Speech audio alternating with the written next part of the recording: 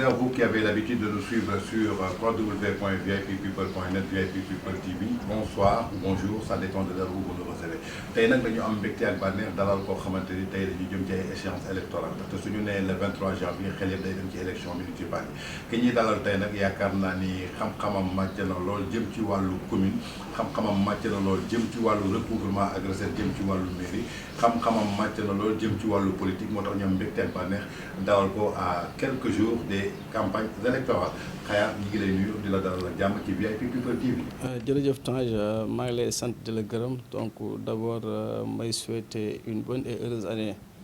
à vos téléspectateurs et spectatrices di leen ñaanal yàlla suturaal leen ba fi ngeen bëgg a yóbbu seen boîte bi yàlla defal leen ngeen dem foofu. tey yaa ngi jàkkaarloog téléspectateur u VIP People TV xam naa ni waa Yoff miin nañu kanam bi mais tey ñoo xamante ni miin nañu kanam bi soo doon def un peu ce retraçage ci parcours politique lan ngay wax kan mooy Khayar. Ok Tange donc moi je m'appelle maa ngi tudd Mokhtar Khayar Lo donc maa ngi juddoo Kaffrine yaroo Guinguinéo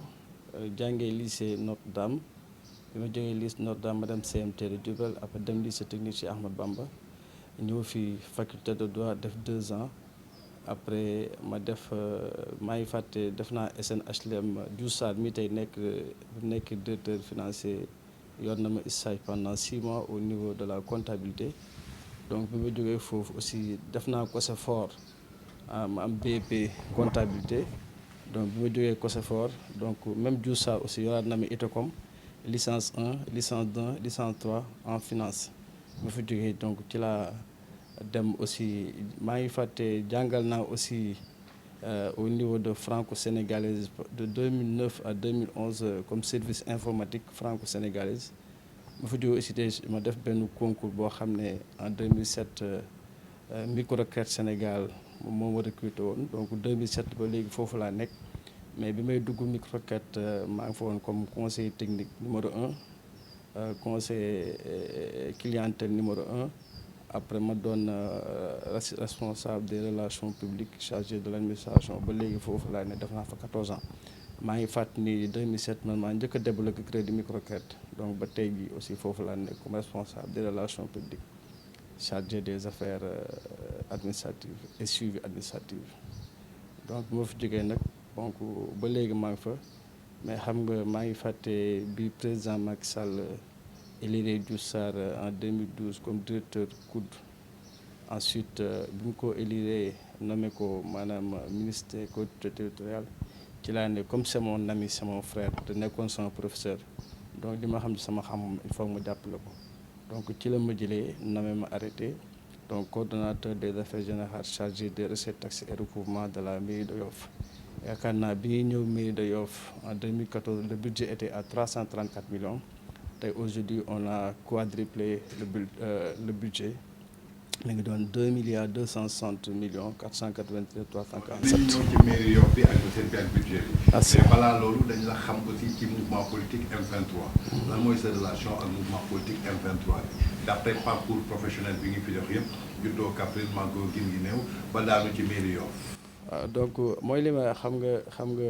xam-xam moom dëkkul fenn. donc te xam na comme Dakar mooy capitale du Sénégal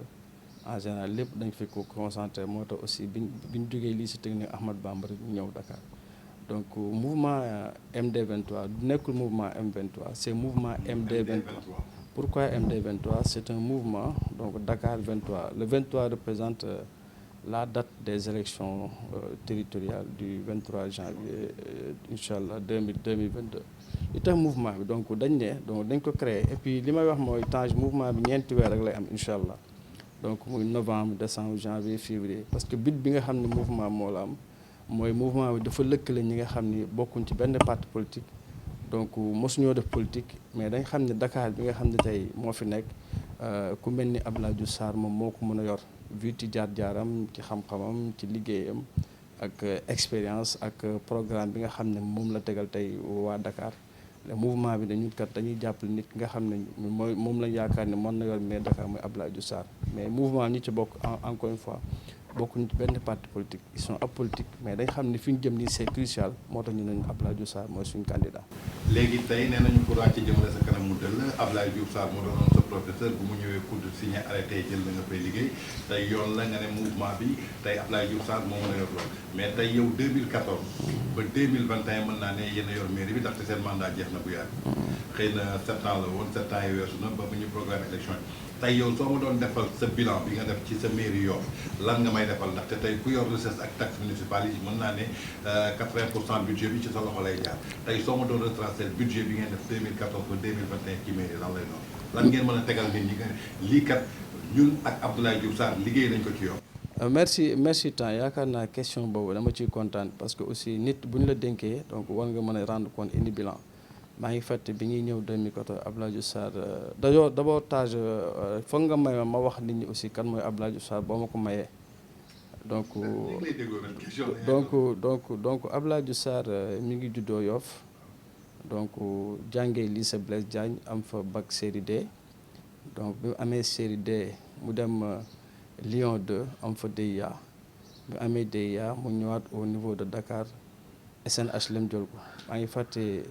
bi ko SNHLM di jël mi ngi am 24 ans comme directeur des achats à l'âge de 24 ans mu échelonné na doon yor directeur des ventes et de la gestion par rapport au logement nekk conseil financier directeur général ba nekk directeur financier léegi bi mu jógee SNHLM donc mu dem ville de Dakar je rends un hommage feu Mamadou Diop jël ko comme mu diriger cellule d'appui aux élus locaux ci keppaaru Dabi Diagne ak ci keppaaru Thierno Birahim Ndaw donc bi ñu ko jëlee cellule d'appui aux élus locaux c'était pour mu jàngal ñi nga xam ni c'est des élus locaux maa ngi fàtte au temps y avait les conseils municipaux conseil régional moo amoon donc ñooñu mu doon jàngal tey loolu mu doon def tey loolu lay laaj ni tey pour maire Dakar maintenant bi mu jógee foofu aussi au niveau de cellule d'appui aux élus locaux mu delluwaat HLM pour dem lycée pour dem université Alexandre Égypte maa ngi fàtte foofu pour nga dem fa donc pays francophone yi 5 rek lañ fa jël maa ngi fàtte moom la woon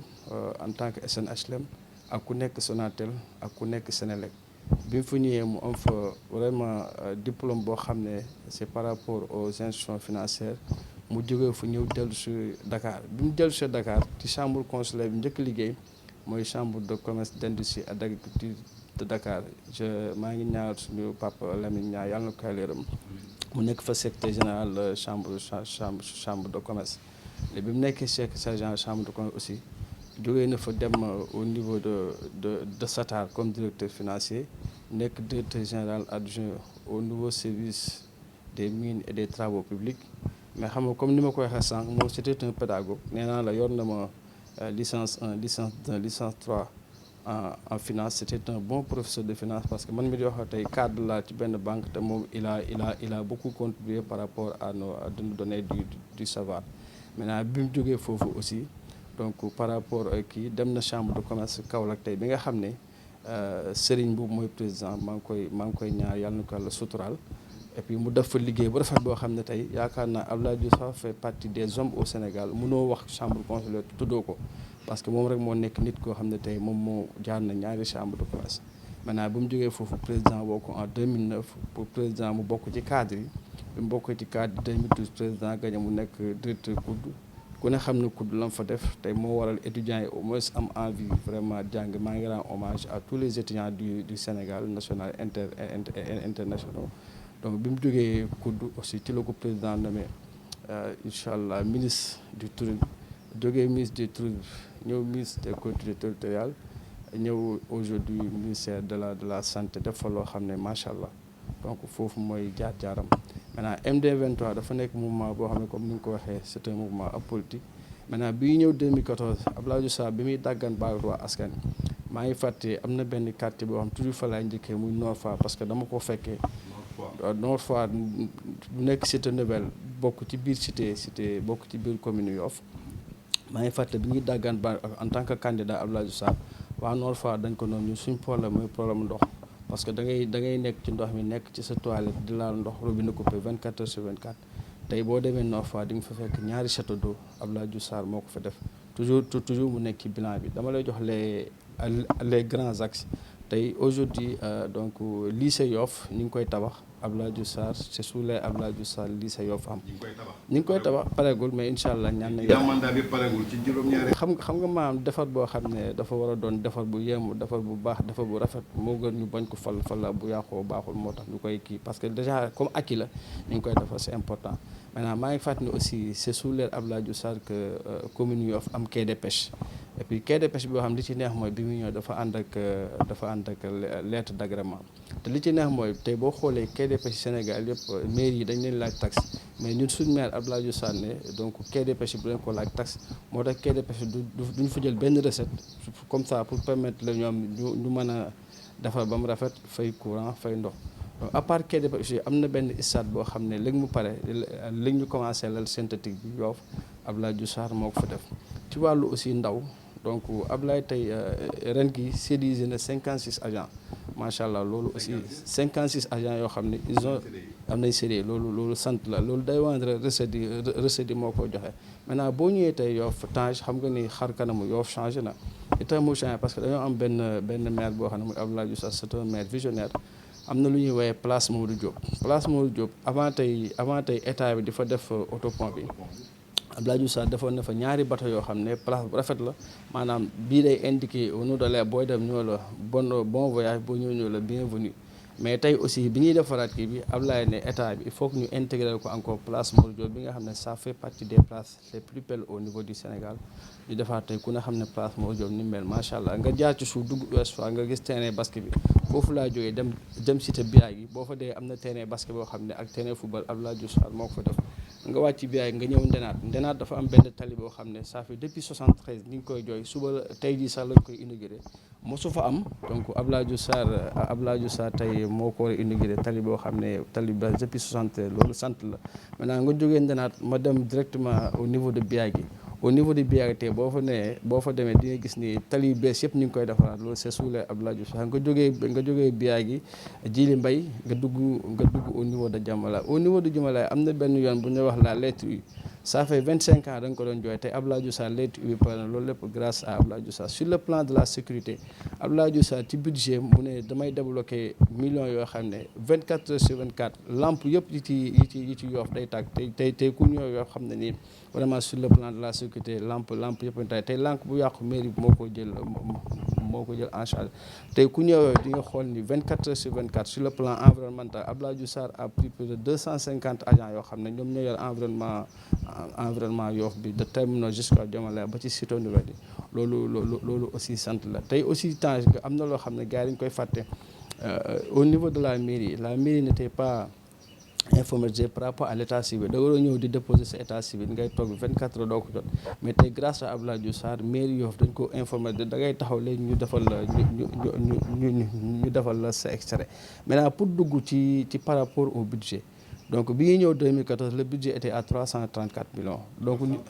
334 millions tey jii à l'instant T donc on a doublé on a quadruplé le budget de la commune de Yoff à plus de 2,260 millions et quelques xam nga lu ñuy wax loolu bon li la koy may mooy yaa ce qu'on appelle le conseil municipal moom mooy ñëw voter budget donc bu ñu voté budget ba pare donc il y a l'état central le préfet wala le sous-préfet moom moo koy approuvé maintenant bu ko approuvé nag ci la ñuy soog a commencer recouvrement mais maa ngi fàttali au niveau de la commune de Yoff am na lu ñuy wooyee régisseur des recettes am na lu ñuy wooyee le directeur technique mooy l'agent voyer ak ñi nga xam ne ñoom ñoo yor recette yi man mi nga xam ne man maa jiite recette directe ak recette indirecte lan mooy recette indirecte maintenant les recettes indirectes mooy li nga xam ne état moo koy recouvrer verse ko commune 60 wala 40% tey mun naa jël par exemple le foncier bâti ou bien foncier non bâti maintenant foncier non bâti mooy par exemple tey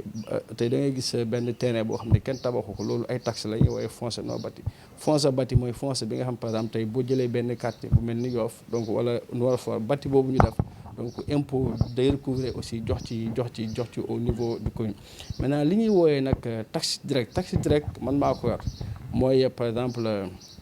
la taxe sur la publicité, l'occupation d'un public, le distributeur de carburant, la légalisation, ainsi de suite. Maintenant, la mooy la publicité xam nga la publicité a été par exemple par rapport a été voté en 64.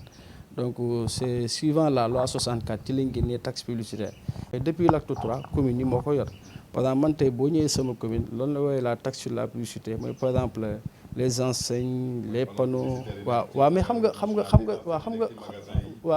panneau publicitaire sax boo xoolee par rapport au ODP li mu lay jox publicité bariwul parce que panneau publicitaire donc dafa am lu ñuy woowee la publicité occasionnelle tey da ngay gis benn photo boo xam ne dañ ciy gis Tange Tandian moo ci nekk suba ñu def ci xayaarloo loolu la ñuy woowee la publicité occasionnelle maintenant boobu day def chaque commune day def délibération par rapport ak taxe bi maintenant délibération bi conseil municipal moo dañ naan par exemple taxe bii di taxe publicitaire kat dañuy fay par exemple chaque mois taxe bi 300 francs mètre carré maintenant bu fekkee loolu mooy occasionnel bu fekkee permanent la dañ naan par exemple 20 francs le mètre carré maintenant yow loolu panneau yi la maintenant tey boo xoolee les pharmacies c'est de la publicité permanente saa boo ñëwee par exemple pharmacie alhamdulilah saa boo ñëwee pharmacie alhamdulilah nga fi fekk boobu taxe boobu maanaam yaa ngi mesurer longueur largeur li muy doon nga publicité par exemple bu fekkee dañu 5 mètres carrés la nga def 5 mètres carrés fois 20 000 da lay jox 100 000 francs donc pharmacie boobu day fay 100 000 francs par an boobu mooy la taxe sur la publicité am na lu ñuy woowee la taxe sur le distributeur de carburant ak taxe sur le carburant maintenant taxe sur le carburant ça c'est la ville de Dakar moo ko jël maintenant taxe sur le distributeur de carburant par exemple boo ñëwee yow dina ay station yoo xam ne du ma tudd tur pour bañ a def publicité maintenant di nga gis koo xam ne par exemple day am 20 pompes su ma jëlee benn société boo xam ne station la am na fa 20 pompes maintenant 20 pompes yi da ngay jël temps 20 pompes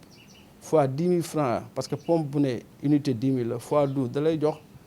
1 million da lay jox 4 millions 080 000 loolu mooy la taxe bi nga xam ne station boobu da koy nga jël benn station bu am 12 pompes da ngay jël 12 pompes fois 10 fois 12 da lay jox 1 million 440 000 donc loolu mooy la taxe sur la publicité. léegi maanaam 73 13 bi ak 73 bi mooy publicité bi ak ODP ak OBP par exemple boo jëlee benn banque par exemple boo ñëwee da ngay mesurer am na benn banque boo xam mi ngi may fay annuellement 9 millions 312 mille 214 ba pare temps li ci ne xam nga tey communes yi pour ñu recouvrer da am na lu ñuy woowee xam nga normalement paiement mensuel la mais les redevables yi nga xam ne dañoo wóolu mairie yi donc day tax ba xam ne ñoom li ñu war a fay mois dañ koy fay benn yoon 12 mois par exemple moom banque boobu danga fay 9 millions 312 il n'était pas obligé fay ko benn yoon mais dafa xam ne da koy def benn yoon pour au moins commune yi mën a am lu ñu dundee loolu ça c'est des taxes très. mais est-ce que yéen a ngi koy delluwaat ci commune bi parce que tey yéen a ngi jëm ci ay échéances électorales moo tax ngeen di dépendre bilan bi mais am na mairie yu bëri dañ doon joxe avant. waaw xam nga temps donc xam nga boo ñëwee ci mairie d'abord pour nga xam yow ñi la war a fay il faut nga def la cartographie la mooy la cartographie maanaam da ngay xam la délimitation de ta commune par exemple man dama xam la délimitation commune Yoff c'est de Terme Nord jusqu'au Diamalaye virage ak boo ñëwee ba ci Saint-Lazare ci buntu bi foofu dem loolu bu léegi nag boo defee la carte nga def le recensement maanaam nga def le recensement de tout ce qui est taxe directe et taxe indirecte par exemple taxe yooyu ñoom ñoo lay permettre yow nga xam par exemple fi mu jëm maintenant boo ñëwee ki ngay def convocation boo convoqué redevable bi bu ñëwee nga expliqué ko wax ko par exemple li mu war a fay maintenant yow sa mairie amoo fa coffre-fort de temps pour xamal loolu maintenant il y a ce qu'on appelle le receveur percepteur maintenant ñun par exemple mairie yow receveur percepteur Dakar Plateau bu nekk maire mooy suñu comptable par exemple déclaration yëpp clients yi dañuy dem fay parce que xam nga tey mairie dafa doon client entre banque ak client amul dara loo xam ne redevable da koy bàyyi ci mairie bi déedéet maintenant redevable bu ñëwee da nga koy defal déclaration wala ordre de recette maintenant ordre de recette day permettre par exemple moom bu fayul percepteur moo ko recouvrer maintenant yow mi nga xam ne par exemple da nga defal déclaration kooku client bi day ñëw directement nga defal ko déclaration bu dem fay maa ngi lay fàttali ni ci biir mairie am na lu ñuy woowee registre de recette maintenant registre de recette moom moo fa nekkal trésor moom mooy defar juuti yi ak yooyu c'est ça qu'on appelle aussi la kii taxe bi nga xam ne mooy la taxe journalière mooy juuti yi par exemple lii def temps différence juuti yi ak maanaam patente bi parce que juuti bi mooy ki nga xam ne day fay tous les jours 100 francs wala 200 ci taabalam maintenant patente bi yaa ngi jël par exemple boutique yi alimentation yi nga xam ne y a ce qu'on appelle PPA paiement par anticipation ak CGI muy contribution globale unique maanaam day am temps boo xam ne par exemple mairie bi impôt trésor ñooy wër xam nga des fois nga gis mairie di wër trésor ak gendarmerie pour la sécurité waaw di tëj waaw xam nga loolu ko waral c'est que loolu ma tëj bi sax c'est pas vraiment méchant parce que duñ la gaañ du def dara mais c'est pour wane ne yow da ngaa nekk en règle par rapport aux impôts loolu la ñu wooyee paiement par anticipation wala CGI CGI mooy par exemple patente bi nga xam par exemple trésor maanaam par exemple dinaa leen yónnee équipe ak impôt pendant 15 jours maintenant 15 jours yooyu dañuy def par exemple information que ne képp ku yor boutique xamal ni waa mairie bi ak trésor ak impôt dinañ fa jàpp pour def recouvrement ci par exemple bu ñu xamee ni tâche bi dafa alimentation ñu ne tâche alimentation bi kat lii la dañ koy xayma fa 100 000 100 nga tâche naa loolu bari na de gars yi ne bari na mais nag yaa ko war a fere boobu bu ko defee ñu wàññi parce que xam nañu dëkk bi dafa xaw a métti tout quoi mais vraiment li bon mooy bañ a fay mais paiement mooy da am quoi donc grosso modo comme temps bi daa gàtt affaire yi dafa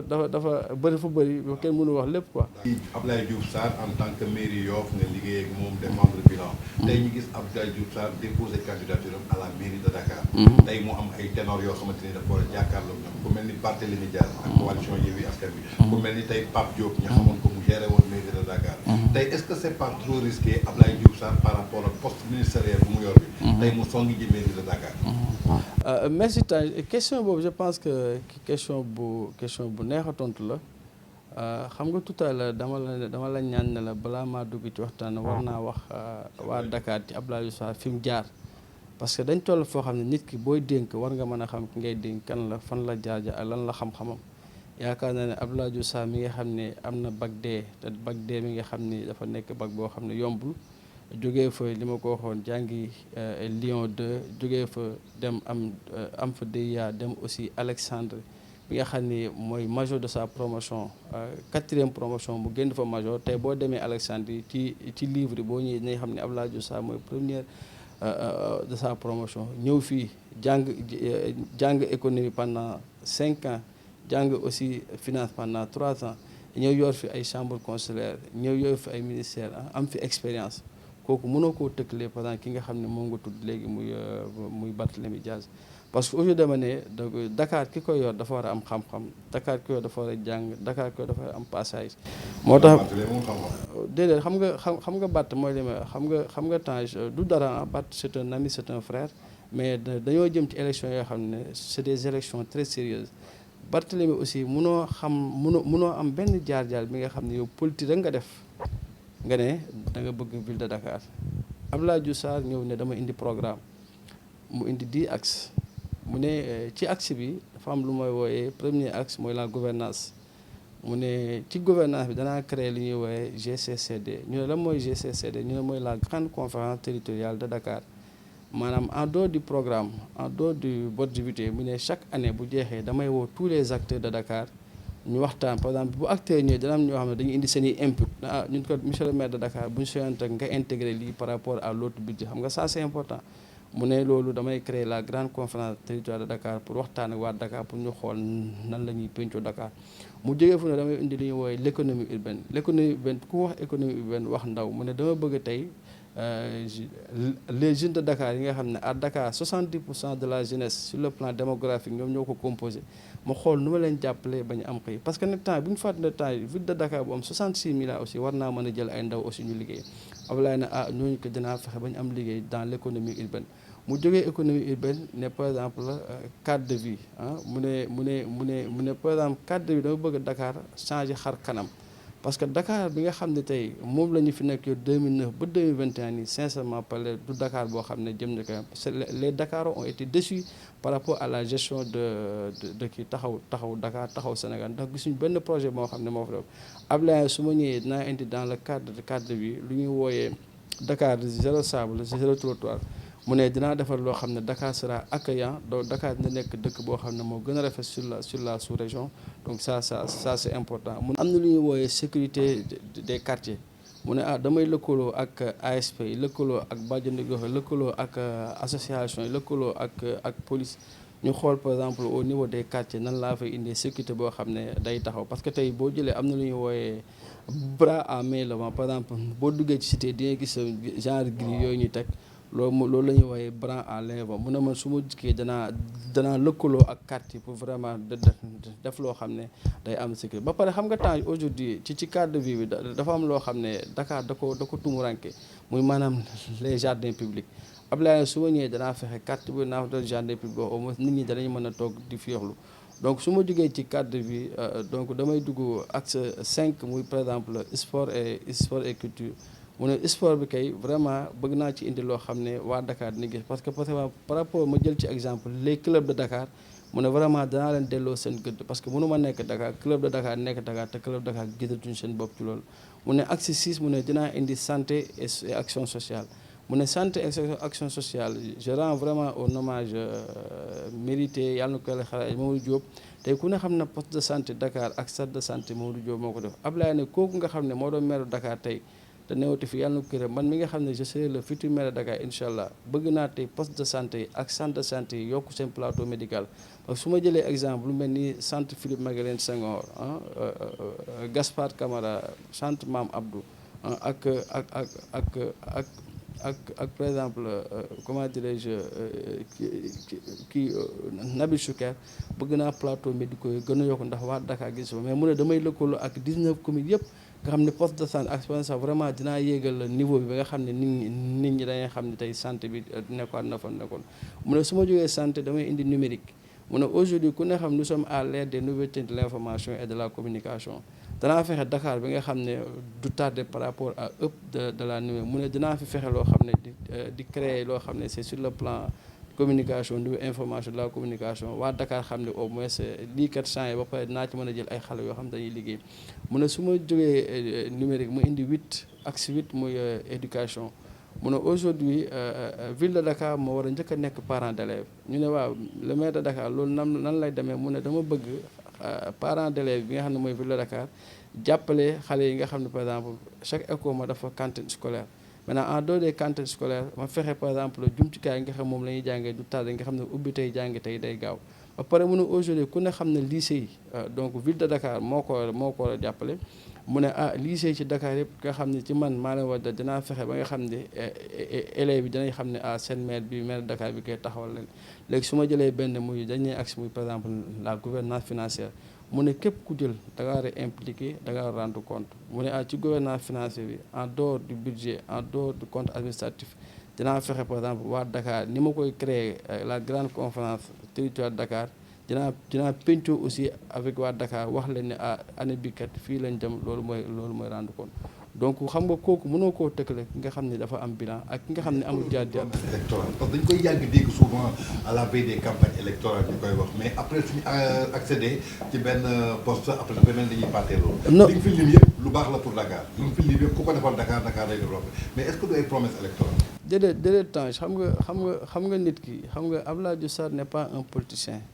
Abdoulaye Diouf Sarr est un homme politique boo xam ne dafa bëgg a indi politique bees mooy waaw xam nga aujourd'hui je parle de la politique politicienne am na yoo xam ne dañuy def politique politicienne maanaam tey bu ma ñëwee dictage ne danaa defal lii ndekete woo da nga bëggoon ñu fal la doo ko def Abdoulaye non man damay indi loo xam ne programme bi dama ko def te et puis xam nga nit kooku connaissant l'homme connaissant jaar-jaaram connaissant ses résultats partout il est passé connaissant man liggéeyam xarañam donc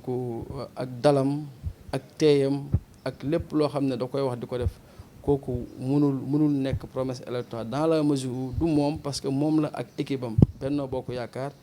ñoom ñoo tëgg programme boobu te xam nga tey ville de Dakar am budget 66 milliards programme boobu 66 milliards xaj na ci moo tax ma la damay dalal sa xel dalal xel waa Dakar ko leen kooku leen posé programme boobu du leen def loo xam ne c'est des promesses électorales parce que moom nekkul genre am nekkul islam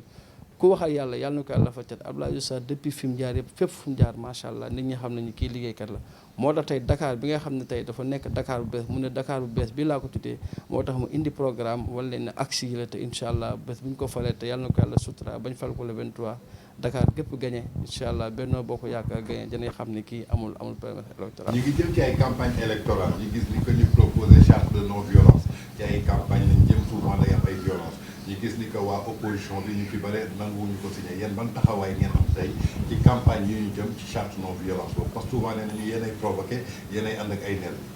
xam nga man sama candidat donc je rends aussi hommage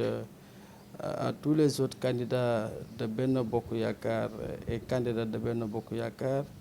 donc soo jëlee jëppal y a le DG du port Bey, nga jël Sicap y a Zara, Sacré-Cœur, y a Zator, Grand Dakar, y a Diouf nga jël Plateau le maire Alioune Ndoye, HLM nga jël Pape Seck Yara nga jël Fat Diouf, Grand Dakar nga jël Jean-Baptiste nga dem par exemple au niveau de Ouakam Samba Bathily, Ngor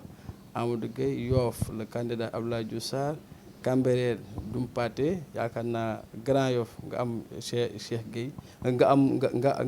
am directeur général ADI Cheikh Bakhoum yaakaar naa ni lim naa 19 comme yëpp may jeexal Gorée di sama président suñ président di Augustin maa ngi ko ñaan yàlla na ko la def may ko ndam mu jël coupe bi incha allah et puis mu gagné Gorée comme ni nga ko doon gagné xam nga temps li may wax foofu rek mooy boo jëlee candidat yooyu wax dëgg yàlla koo ci jël xam na ni amul violence ci moom koo ci jël xam na ni yaru na koo ci jël xam na ni tey na donc aujourd'hui nag donc wax ju bon dëkkul fa mu jëm fa mu jógee la soxla ko ku ne xam ne suñ candidat Abdoulaye Diouf Sarr donc ku teey la ku yaru la ku dal la ku xam li muy def la ku xam fu mu jëm la moo tax ñu indi programme maintenant ñeneen ñi nga xam nag amuñu programme mooy ñooñu nga tudd di yeewi askan wi boo xoolee c'est des gens qui sont c'est des mécontents te réew boo ko bëggee da ngay indi jàmm sëriñ si wax nañ nañ am jàmm donc kon jàmm rek ci la lépp xaj maintenant yaakaar naa ne ku am programme waroo xuloo waroo xeex ñun waa Benno Bokk Yaakaar dañu am programme te incha allah di nga xam ne bu élection yi débuté demee campagne bi duñ xuloo duñ xeex loolu laa noonu dinaa ko di ñaan aussi opposition bi nañ nekk républicain parce que républicain rek moo am solo parce que mënoo bëgg sa réew ne aussi du ma signé charte ñaan aussi waa Dakar ne leen gis ngeen candidat yi gis ngeen ñi ci am programme le candidat Abdoulaye Diouf Sarr le candidat de Benno Bokk Yaakaar et des gens qui sont pas des politiciens yaakaar indi na programme boo xam ne Dakar bu ñu ko faree dañuy xam ne kii bokkut ak ñeneen ñi nga xam ne amuñu programme moo tax ma ne Tange jàmm ci la lépp xaj donc maa ngi ñaan campagne bi ñuy débuté suba di woo solennellement na nit ñi bokk ndey bokk bàyyi ku ci ne nga wax sa xalaat mais ci yaru te ci teey parce que jàmm ci la lépp xaj. tey xam nañu élection carte moo koy nga joxe jamono ji commission distribution carte électeurs yi dégg nañ leen ñi ngi naan kenn jël ci wul seen carte ban message ngay lancé aux Sénégalais yi war a voté ji le 23 juin pour seen carte. comme ni nga ko waxee je pense que on aura encore 24 jours pour retrait des cartes mais xam nga li tax may ñaan ñu jël seen carte parce que l'histoire du Sénégal va retenir que c'est la première fois que des élections territoriales se fassent au suffrage universel direct xam nga bu njëkk conseil municipal ñooy voté ñëw fal seen maire mais aujourd'hui c'est le maire tête de liste la population di fal moo tax may ñaan que ni élections yi jëm c'est des élections cruciales du élections yoo xam ne dañ koy caaxaan nit